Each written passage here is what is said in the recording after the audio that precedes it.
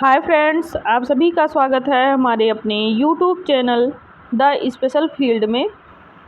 साथियों, आज इस वीडियो में हम बात कर रहे होंगे previous year question paper solve करने की। और जैसा कि आप सभी को ज्ञात है कि चाहे वो HI हो या VI हो या फिर IDD हो, तीनों ट्रेड के सभी पेपर सॉल्व करने का प्रयास किया जा रहा है। तो आप लोग वीडियो बिल्कुल भी स्किप मत करिए, वीडियो को पूरा देखिए। इसमें आपको एक छोटा नमूना दिया जा रहा है जिसके अनुसार आप क्वेश्चन पेपर सॉल्व कर सकते हैं। और जो क्वेश्चन आपको ये लगे कि इसके आंसर थोड़े से छोटे दिए गए हैं यहाँ पे, तो वो एक नमूने के रूप में ही आपके सामने पेश किया गया है। आप लोग उसको विस्तृत ढंग से पढ़ के जाइए, क्योंकि विस्तृत उत्तरीय जो भी क्वेश्चन पूछे जा रहे हैं उसको शॉर्ट में ही समझाया जा रहा है, ताकि आप लोगों को कॉन्सेप्ट क्या पूछ रहा है ये क्लियर हो सके और इसी के सहारे आप लोग आगे पढ़ाई कर सकें। तो मैं आप लोगों को बता दूं, आज इस वीडियो में हम सॉल्व करने वाले हैं VI ट्रेड का फर्स्ट सेमेस्टर का थर्ड थ्योरी पेपर। ये सब्जेक्ट है आपका pedagogy of EVS and social science. ये आपका सब्जेक्ट रहेगा, यानी कि EVS का पेपर हम सॉल्व करने वाले हैं। और इसमें आपका जो पहले दिया गया है वो सेक्शन फर्स्ट है। सेक्शन फर्स्ट में आपके कुछ ऑब्जेक्टिव क्वेश्चन पूछे जाते हैं, जो सभी प्रश्न अनिवार्य होते हैं। साथ ही साथ प्रत्येक जो प्रश्न होता है वो 5 नंबर का होता है, एक नंबर का होता है, और 5 क्वेश्चन जो होते हैं वो 5 नंबर के होते हैं। तो ये हम 2021-23 का जो पेपर हुआ था उसको सॉल्व करने वाले हैं। चलिए देखते हैं। पहला क्वेश्चन है कि पारिस्थितिकी तंत्र शब्द की उत्पत्ति किसने की है। तो पारिस्थितिकी तंत्र शब्द की जो उत्पत्ति की है वो A.G. टांसले ने की है, यानी कि जहाँ पे आपके टेंसले लिखा है तो A.G. टांसले इनका पूरा नाम है। तो इसलिए आप लोग इनका नाम याद रखिएगा। अगर A.G. टांसले लिख के भी आता है तो यही आपका सही रहेगा। नेक्स्ट क्वेश्चन है आपका कि मैसूर पैलेस निवास था। तो मैसूर पैलेस जो था वो वाडियारो में निवास था। नेक्स्ट क्वेश्चन है कि दृष्टिबाधित छात्रों को पढ़ाने की क्या रणनीतियां हैं। तो दृष्टिबाधित छात्रों को पढ़ाने के लिए सहायक प्रौद्योगिकी द्वारा इनको पढ़ाया जाता है। अपने छात्रों को सब कुछ करने में मदद किया जाता है। अनुवादित ग्रंथों का प्रयोग ना करें, उपरोक्त में से कोई नहीं। तो इनके लिए सहायक प्रौद्योगिकी का प्रयोग किया जाता है जो इनके अनुकूल हो। नेक्स्ट क्वेश्चन है हमारा कि निम्नलिखित पाठ्य योजना का पद नहीं है। तो पाठ्य योजना का पद इसमें कौन सा नहीं है। ध्यान आकर्षित करना, प्रतिपुष्टि प्रदान करना, छात्र विविधता और सामग्री प्रस्तुत करना। तो पाठ्य योजना का जो पद नहीं है उसमें आपका छात्र विविधता शामिल होगा, जो कि इसमें शामिल नहीं होता है। बाकी ध्यान आकर्षित किया जाता है बच्चों का, ताकि पाठ्य योजना सफल हो सके। प्रतिपुष्टि भी की जाती है, यानी कि स्पष्ट तरीके से बताया जाता है। साथ ही साथ सामग्री का भी प्रयोग किया जाता है। नेक्स्ट क्वेश्चन है आपका कि निम्नलिखित में से क्या सामाजिक विज्ञान में सीखने के संसाधन के रूप में कार्य करता है। तो इसमें इंटरनेट भी कार्य करता है, समाचार पत्रों की कटिंग भी इसमें कार्य करता है, पुस्तकें भी इसमें ज़रूरी होती हैं। इसलिए उपरोक्त जो सभी का ऑप्शन होगा ये हमारा सही हो जाएगा।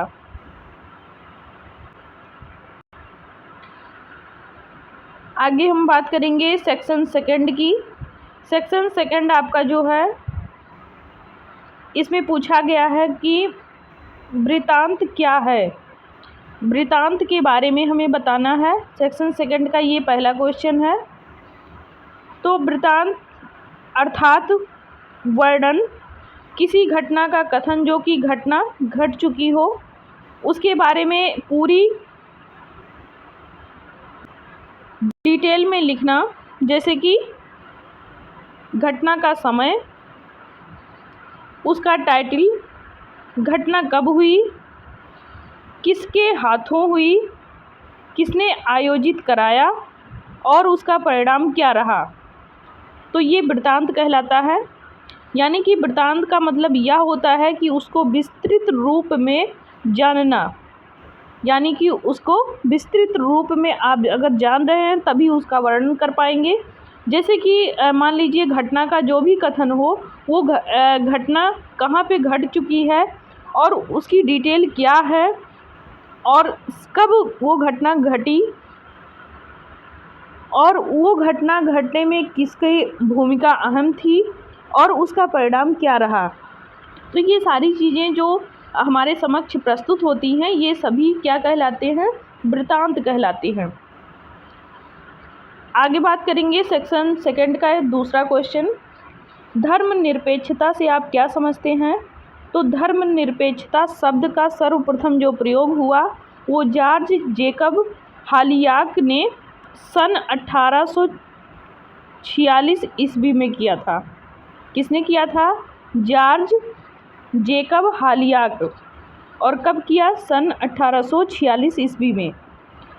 इसका अर्थ यह होता है कि ऐसा समाज या ऐसा राष्ट्र जहाँ पर सभी धर्मों का सम्मान एवं आदर हो, धर्म को ना तो उच्च समझा जाए और ना ही निम्न समझा जाए, यानी कि सभी धर्मों को समान अधिकार प्राप्त हो, वो क्या कहलाएगा? धर्मनिरपेक्षता।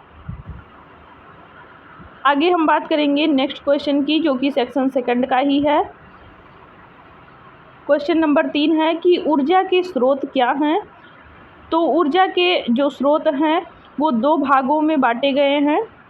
पहला है आपका अक्षय स्रोत। अक्षय स्रोत क्या है?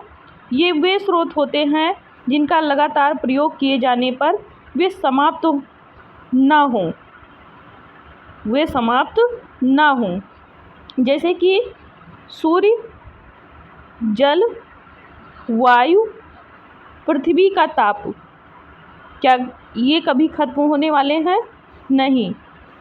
इनसे जो हमें ऊर्जा मिलती है वो कभी भी खत्म नहीं होगी इस धरती पे। जैसे कि सूर्य के द्वारा जो हमें ताप मिलता है या उससे जो हमें एनर्जी मिलती है, या जल के द्वारा जो हम ऊर्जा बनाते हैं, या वायु के द्वारा जो ऊर्जा तैयार की जाती है, या पृथ्वी के ताप के द्वारा जो तैयार की जाती है, वो अक्षय ऊर्जा है, यानी कि वो नष्ट होने वाला नहीं है या समाप्त होने वाला नहीं है। आगे हम बात करेंगे दूसरा, क्षय होने वाले स्रोत। क्षय होने वाले स्रोत का मतलब यह होगा कि ये समाप्त होने वाले स्रोत हैं। अब समाप्त होने वाले स्रोत में आपके कौन कौन से आएंगे? ये लगभग जो स्रोत होते हैं ये लगभग लगातार प्रयोग में लाए जाने के कारण ये समाप्त हो जाते हैं। जैसे कि लकड़ी, कोयला, खनिज तेल, प्राकृतिक गैस व आणविक ईंधन, ये सभी आप लोगों को पता है कि धरती पे उपलब्ध हैं। लकड़ी जल के ख़त्म हो जाती है, कोयला राख बन जाता है, खनिज तेल है वो भी ख़त्म होने वाला है, प्राकृतिक जो गैस है वो भी धीरे धीरे ख़त्म हो जाता है, और जो आणविक ईंधन है यानी कि दबे हुए ईंधन मिलते हैं या सूखे ईंधन होते हैं वो सभी खत्म हो जाते हैं धीरे धीरे। तो ये ऊर्जा के दो भाग थे। दो भाग कौन कौन से थे? अच्छे स्रोत थे और क्षय न होने वाले स्रोत थे। नेक्स्ट क्वेश्चन है कि मूल्यांकन की अवधारणा लिखिए। क्वेश्चन नंबर 4 है ये। मूल्यांकन वह प्रक्रिया होती है जिसके आधार पर हम किसी भी छात्र के ज्ञान, यानी कि किसी भी छात्र के ज्ञान का आकलन करते हैं, और मूल्यांकन के द्वारा ही किसी छात्र की किसी विषय में क्या कमी आ रही है, रुचि कैसी है, प्रतिभा का उसका पूरा आकलन इसमें करते हैं कि बच्चा किस प्रकार से किस विषय में अपना प्रदर्शन कर रहा है, यानी कि उसमें कितनी रुचि ले रहा है, कितनी उसके अंदर कमियां आ रही हैं। ये सारी चीज़ों का जो आकलन किया जाता है वो क्या कहलाता है? मूल्यांकन कहलाता है।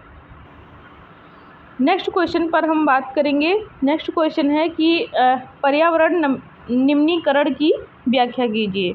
तो ये आपका क्वेश्चन नंबर 5 हो जाएगा। पर्यावरण निम्नीकरण की व्याख्या के बारे में पूछा है।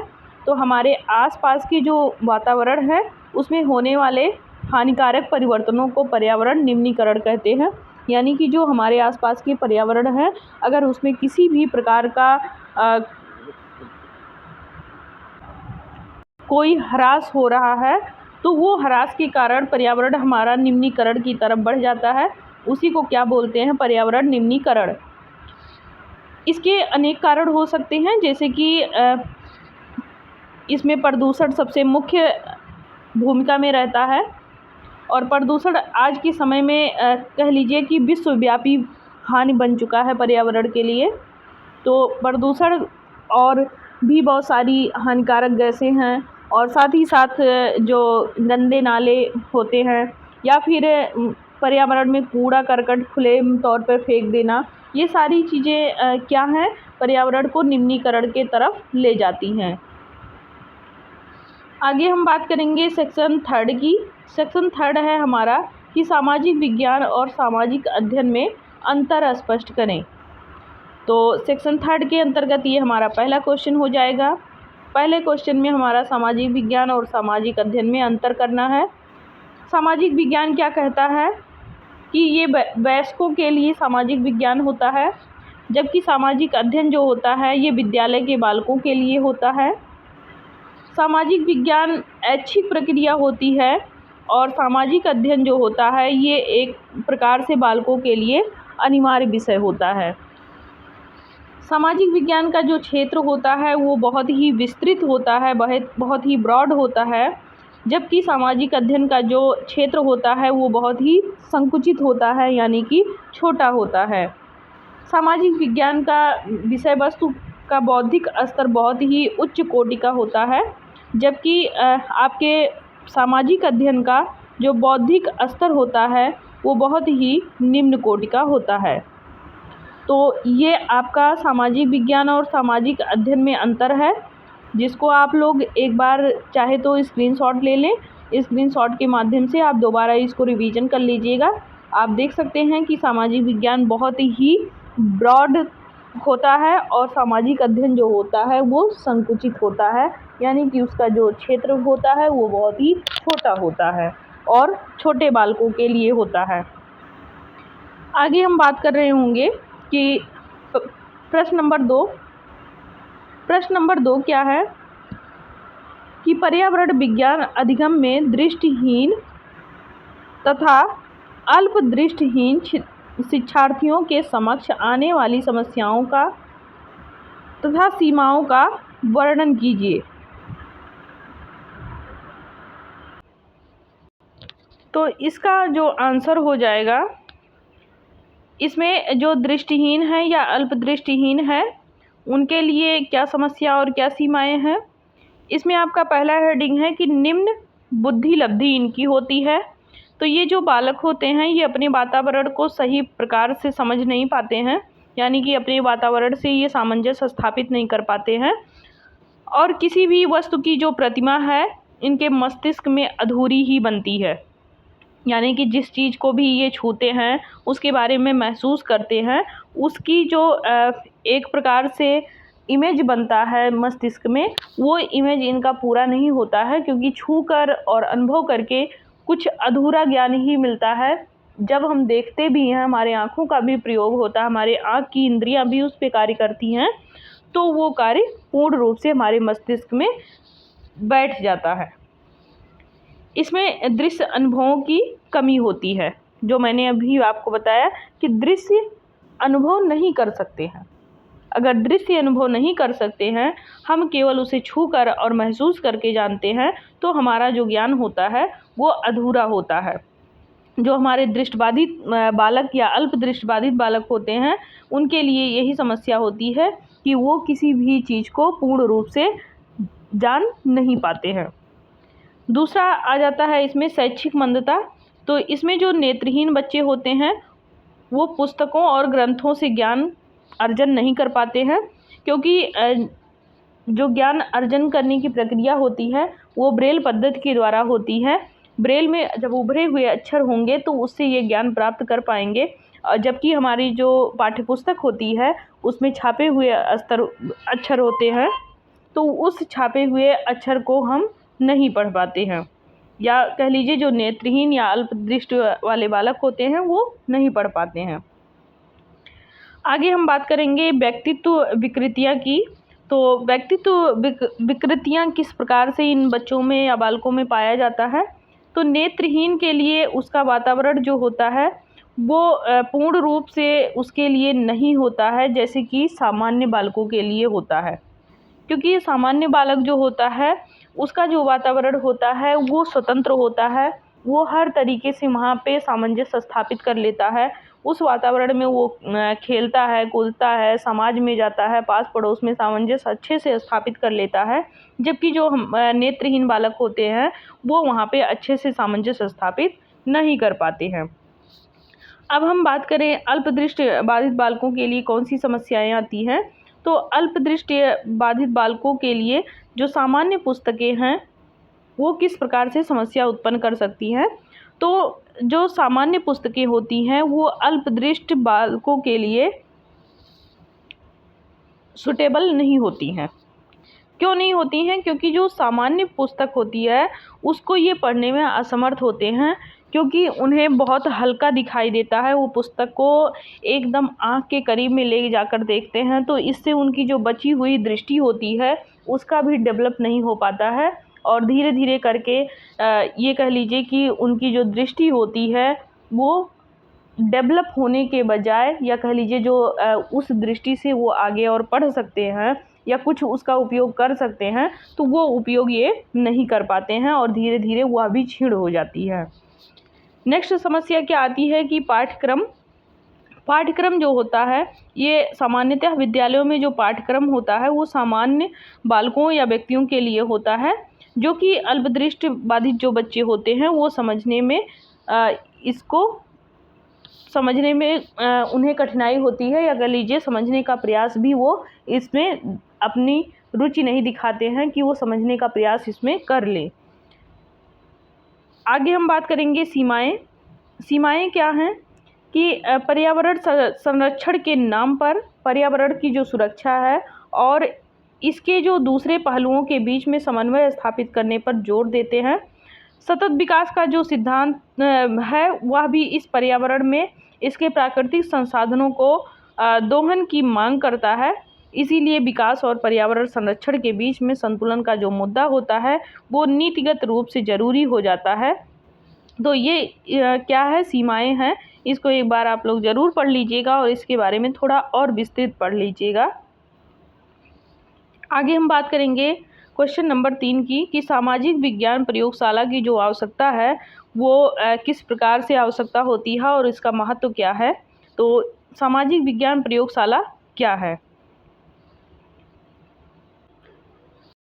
तो सामाजिक विज्ञान प्रयोगशाला का वातावरण जो है वो छात्रों को अवधारणाओं को समझने में मदद करता है। यानी कि कोई भी कॉन्सेप्ट अगर उनका क्लियर नहीं हो रहा है तो वो वहाँ पे जाके उनका क्लियर हो जाता है। और प्रयोगशाला में अवधारणाओं को पढ़ने से बच्चे पर मनोवैज्ञानिक प्रभाव भी पड़ता है और उसे विषय की अधिक से अधिक जानकारी भी होती है और उस विषय को वो ध्यानपूर्वक अध्ययन करने के लिए भी प्रेरित होता रहता है।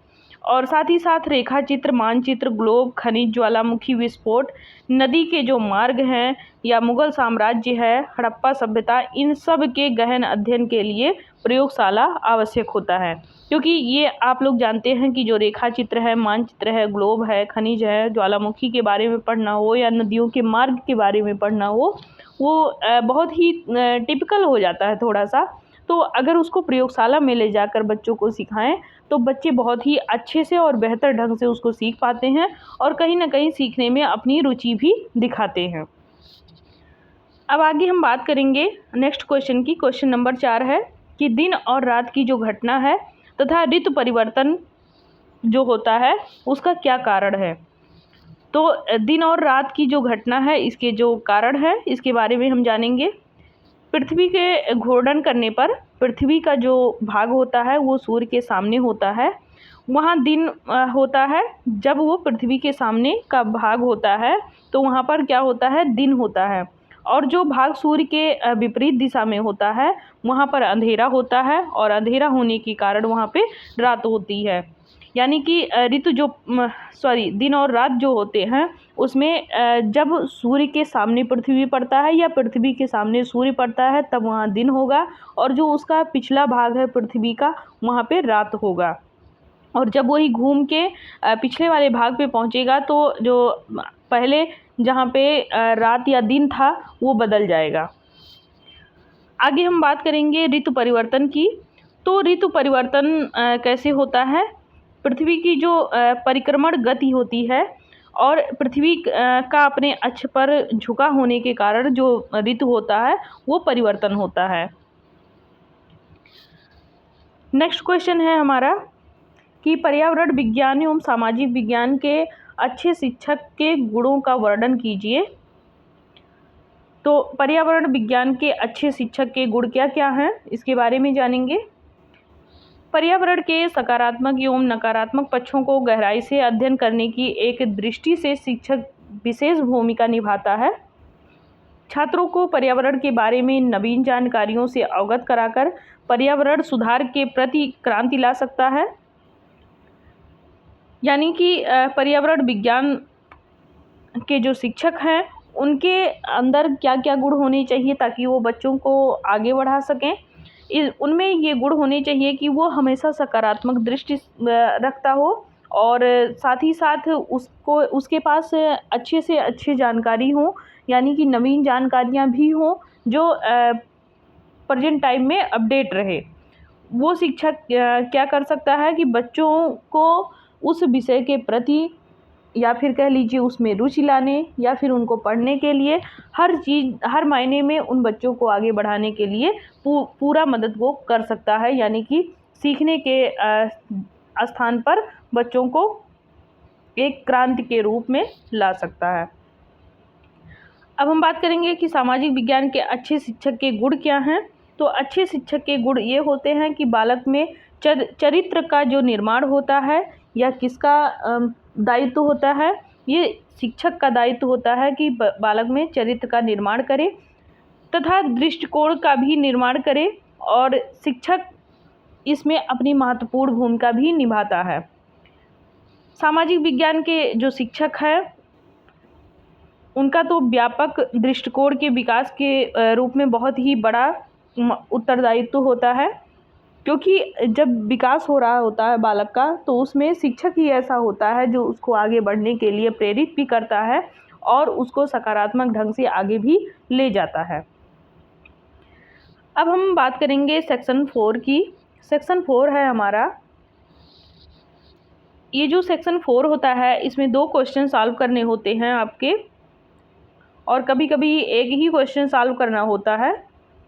तो चलिए हम देखते हैं इसमें क्या पूछा गया है। सेक्शन 4 में इसमें आपका क्वेश्चन है कि दृष्टिबाधित बच्चों को पर्यावरण विज्ञान शिक्षक के परिक्षेत्र प्राकृतिक तथा उद्देश्यों का वर्णन करें। पर्यावरण विज्ञान के शिक्षक के परिक्षेत्र प्रकृति तथा उद्देश्यों का वर्णन करें। तो इसमें देखते हैं कि दृष्टिबाधित बच्चों को पर्यावरण शिक्षा या सिखाने में सुयोजित करता है, या कह लीजिए कि सिखाने में ऐसा प्रयास करता है कि उसे संकेत के माध्यम से भी सारी चीज़ें हम सिखा सकते हैं, या उन्हें हम स्पर्श के माध्यम से या अनुभव करा के हम उन्हें सिखा सकते हैं। एक शिक्षक के माध्यम से ये सारी चीज़ें संभव हो पाती हैं। और जो शैक्षिक सुविधाएं होती हैं वो बालकों के विकास के अनुरूप ही उनको यदि प्रदान किया जाए तो बालक उसके बारे में अच्छे से सीख सकते हैं। अब इसमें क्या क्या आवश्यक होता है एक दृष्टिबाधित बालकों को ये सारी चीज़ें सिखाने के लिए। तो सबसे पहले आवासीय विद्यालय होना चाहिए, जहाँ पर विद्यालय ऐसे होते हैं वहाँ पर बालक 24 घंटे जब रहते हैं तो एक शिक्षक उनको सफल प्रयास कर पाता है सिखाने में।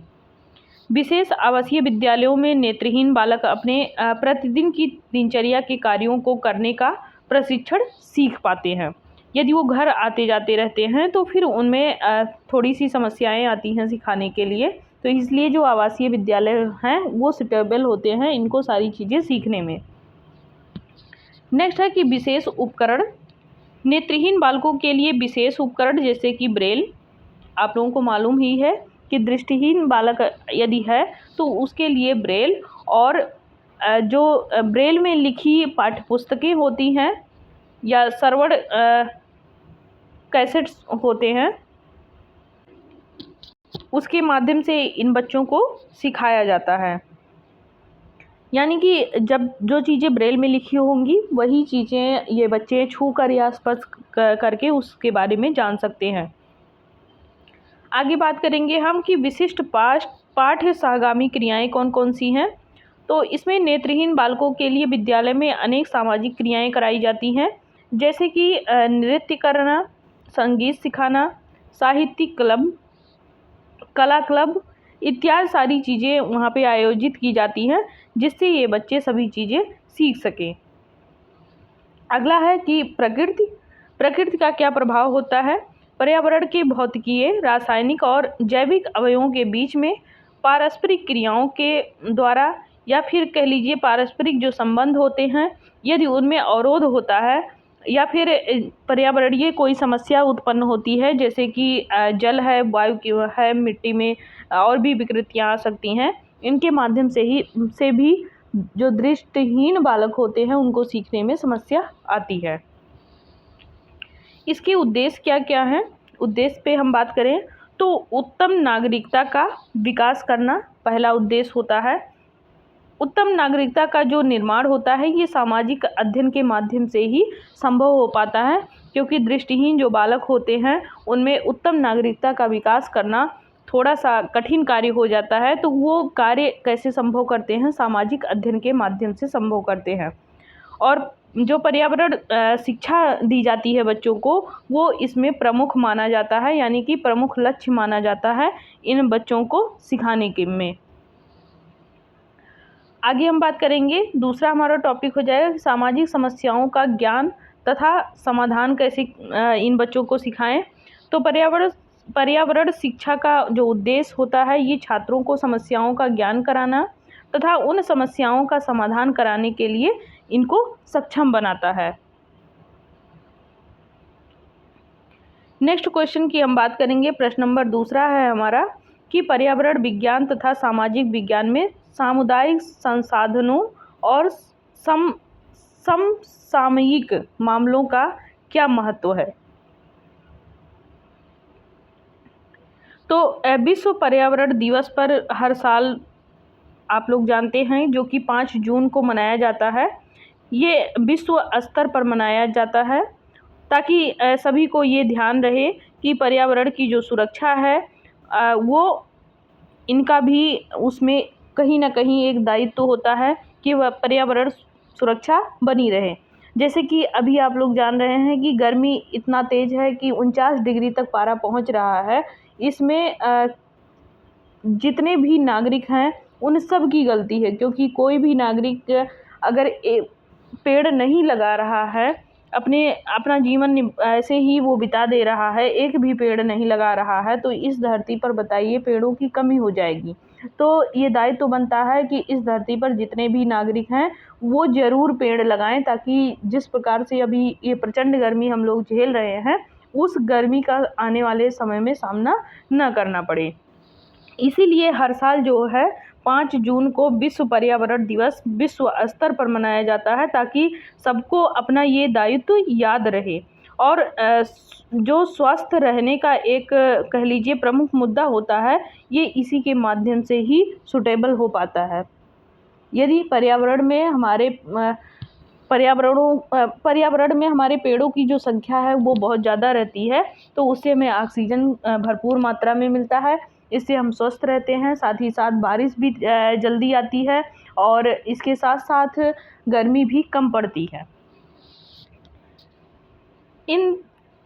इस दिन को उत्सव के रूप में हम पर्यावरण को संरक्षित करने के लिए और बढ़ाने में प्रत्येक व्यक्ति के उद्यमों समुदायों द्वारा जिम्मेदार आचरण के आधार पर उसको व्यापक बनाने का अवसर देते हैं।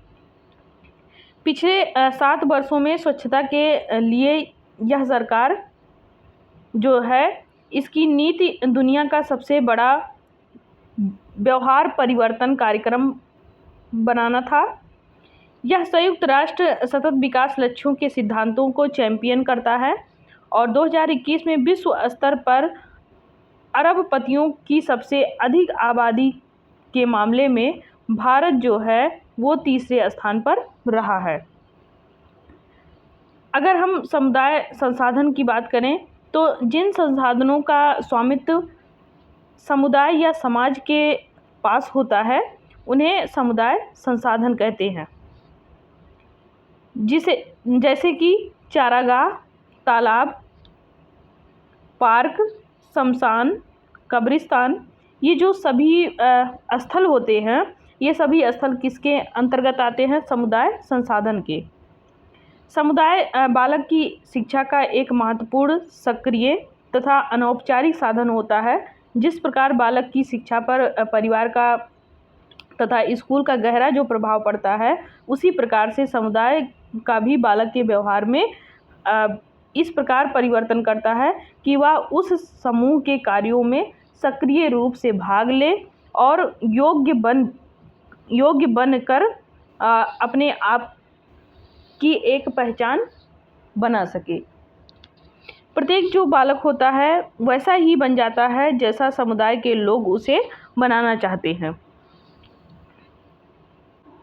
अब हम आगे बात करेंगे क्वेश्चन नंबर 3 की। वैसे तो आपके सेक्शन 4 में 2 ही क्वेश्चन सॉल्व करने होते हैं, लेकिन इस बच्ची ने जो सॉल्व किया है उसका नाम सोनाक्षी है और इसने बहुत अच्छे से सॉल्व किया है इसको। तो आप लोग चारों क्वेश्चन लगभग देखने को पाएंगे इसमें। सॉरी, ये मिस हो गया। हाँ, तो क्वेश्चन नंबर 3 हमें देखना है। आप देख सकते हैं क्वेश्चन नंबर 3। इसमें पूछा गया है कि शिक्षण की समस्या समाधान विधि और परियोजना पद्धति क्या है और वे किस प्रकार से भिन्न हैं। तो समस्या समाधान विधि के बारे में इसमें पूछा गया है। इसमें 4 क्वेश्चन थे, चारों क्वेश्चन इस बच्ची ने सॉल्व कर रखा है। तो आप लोग इसको भली भांति पढ़िएगा और साथ में आप लोग इसको अपने नोट्स के द्वारा और भी विस्तृत ढंग से पढ़िएगा, ताकि आप लोग ऐसा ही लिख के बिल्कुल ना आए, इससे थोड़ा और भी अच्छा लिख कर आए। तो चलिए देखते हैं समस्या समाधान विधि क्या है। यह विधि जो होती है ये किसी विशेष समस्या की कठिनाई अथवा स्थिति की मनोवैज्ञानिक विधि से हल खोजती है। यह विधि जो होती है ये मानसिक चिंतन पर बल देती है।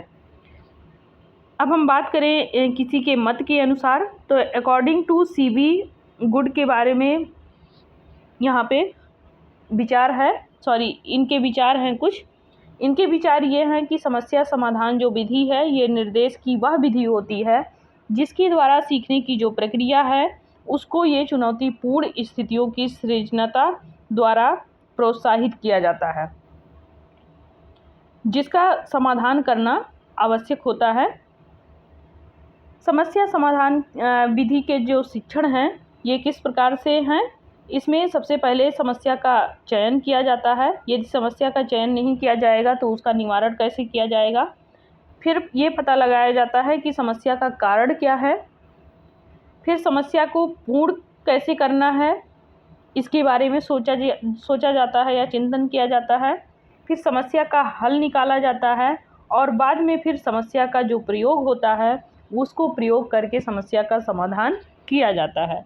तो ये समस्या समाधान विधि है।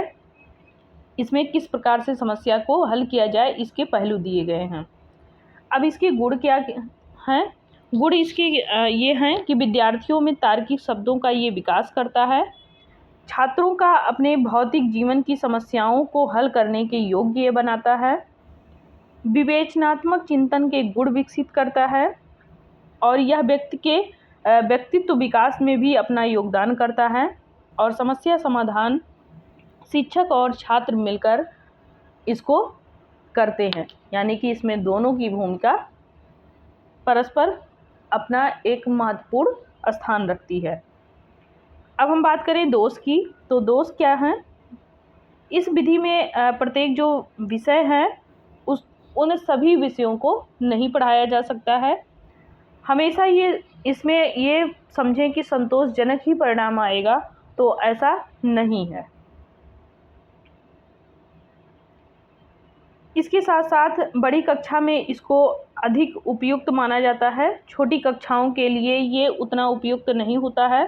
प्रतिभाशाली एवं कुशल शिक्षक की आवश्यकता इसमें ज़्यादा होती है और अधिक समय भी लगता है इसमें, यानी कि समस्या समाधान करने के लिए जब हम उसके सभी पहलुओं पर विचार विमर्श करते हैं तो उसमें समय लगता है। आगे हम बात करेंगे परियोजना विधि पद्धति की। तो परियोजना पद्धति क्या है? इसका सर्वप्रथम व्यावसायिक क्षेत्रों में प्रयोग जो है वो जॉन डीवी ने किया था, परंतु इन्हीं के शिष्य जो थे W.H. किलपैट्रिक, इनके अनुसार अगर देखा जाए तो शिक्षा के संदर्भ में इन्होंने भी परियोजना विधि को लाया है। यह एक बड़ी इकाई होती है। इनमें किसी कार्य को करने अथवा वस्तु को बनाने की जो समस्या है उसको पूर्ण करने में समाधान करने का पूरा प्रयास किया जाता है। अगर हम अकॉर्डिंग टू किलपैट्रिक के अनुसार देखें तो यह परियोजना जो होती है वो सामाजिक वातावरण में पूर्ण संलग्नता के साथ किया जाने वाला उद्देश्यपूर्ण कार्य होता है। ये किसने कहा? ये किलपैट्रिक ने कहा।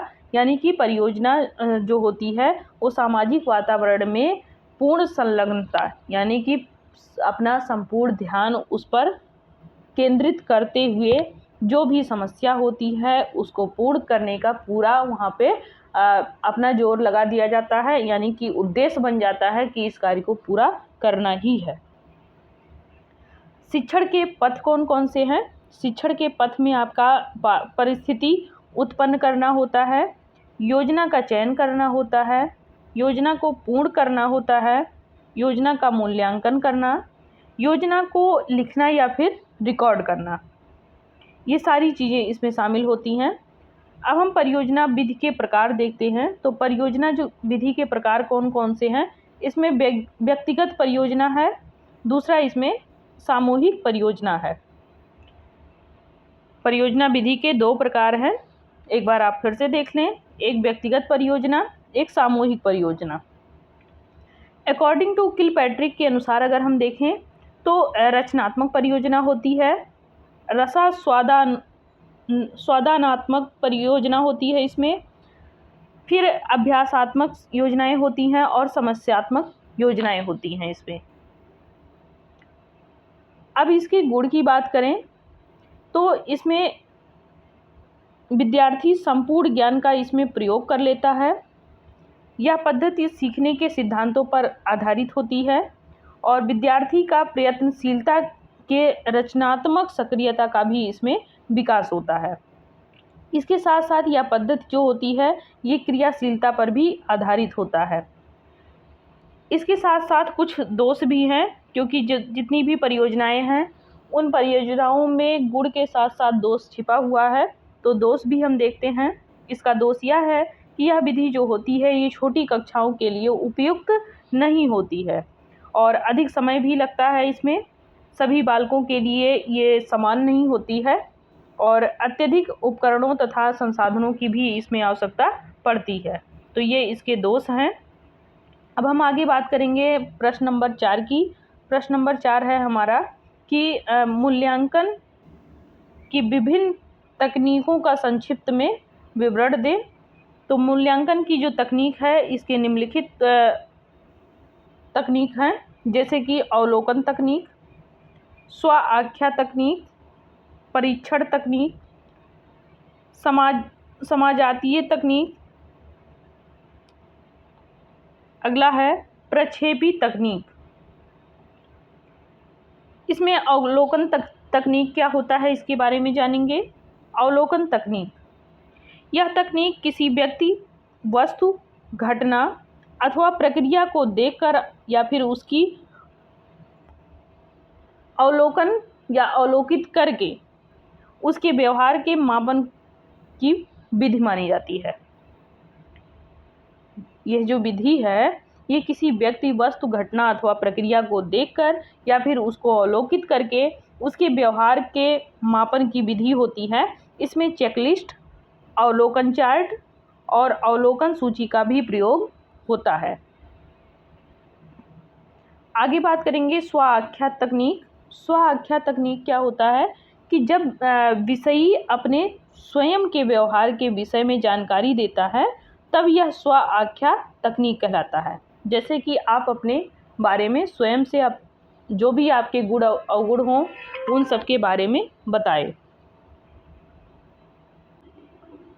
इसमें मापे जा रहे व्यक्ति के उसके स्वयं के व्यवहार के संबंध में ये संपूर्ण जानकारी प्रदान करता है।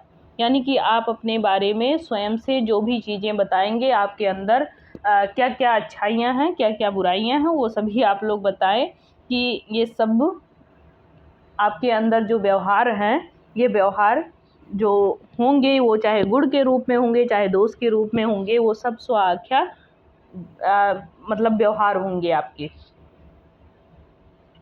अगला है हमारा परीक्षण तकनीक। इसमें विषयी को ऐसी परिस्थिति में रखा जाता है जिसमें वह अपना स्वाभाविक व्यवहार प्रकट कर सके। यानी कि उसका व्यवहार क्या है, उसकी प्रकृति क्या है, उसका स्वभाव क्या है, वो स्वयं से उस चीज़ को प्रकट कर दे। नेक्स्ट है समझातीय। तो समझातीय तकनीक में क्या होता है कि इसमें कोई व्यक्ति अन्य व्यक्ति से कैसे संबंध रखता है, यानी एक व्यक्ति दूसरे व्यक्ति से कैसे संबंध रखता है तथा अन्य व्यक्ति उससे किस प्रकार का व्यवहार रखता है, ये जानने का पूरा प्रयास किया जाता है। नेक्स्ट है प्रक्षेपी तकनीक। इसमें विषयी के सम्मुख ऐसा असंचरित उद्दीपन प्रस्तुत किया जाता है जिस पर वह अपनी प्रतिक्रिया उपयुक्त रूप से प्रकट कर सके। यह प्रक्रिया कहानी पूर्ति, वाक्य पूर्ति या कहानी निर्माण आदि कार्यों के द्वारा भी की जाती है। तो ये था आपका pedagogy of EVS and social science, जिसको भली भांति आपके समक्ष डिफाइन किया गया है या सॉल्व किया गया है। आप इसको अच्छे से देखेंगे। प्रीवियस ईयर क्वेश्चन पेपर है 2021 का, तो इसको आप लोग देखना ना भूलें और बहुत ही अच्छे से इसको देखें। एक एक क्वेश्चन को भली भांति पढ़ें। यदि आपको इसमें नहीं समझ में आ रहा है तो आप लोग स्वयं से भी इसको पढ़ें, इस टॉपिक को। इसके साथ ही आपको और भी प्रीवियस ईयर क्वेश्चन पेपर दिए जा रहे हैं, वो प्रीवियस ईयर क्वेश्चन पेपर आप ज़रूर एनालिसिस करें। वो आपके आने वाले पेपर में बहुत ही महत्वपूर्ण भूमिका निभाएगा, यानी कि आपके लिए बहुत ही सहयोग रहेगा, यानी कि वो बहुत ही सहयोगी रहेगा। उसमें बहुत सारे क्वेश्चन ऐसे हैं जो बार बार रिपीट किए जाते हैं, तो वो आपके लिए लाभ ही देगा। तो आप लोग इसको ज़रूर पढ़ कर जाएँ। ये 2021-23 में होने वाला पेपर था, जिसको होने वाला पेपर है, और ये प्रीवियस ईयर क्वेश्चन पेपर यहाँ पे आपका बहुत अच्छे से सॉल्व किया गया है। आप इसको ज़रूर देखें, एनालिसिस करें। कहीं कोई कमी आ रही हो उसको भी बताएं। साथ ही साथ यदि आप लोगों को क्वेश्चन समझ में नहीं आ रहा है तो उसको कमेंट बॉक्स में डालें, और जो भी साथी आपके हैं उनको भी यह वीडियो शेयर करें ताकि वो भी साथी इसका लाभ प्राप्त कर सकें। इसके साथ साथ आप लोगों ने अगर पेपर सॉल्व किया है तो कमेंट बॉक्स में बताएं, मुझे वो पेपर सॉल्व करें, मैं आप लोगों को उसको वीडियो के रूप में भी उपलब्ध करा दूंगी। और जहाँ तक मुझसे बन पड़ेगा मैं आप लोगों को पेपर तक सहयोग में लगी रहूँगी।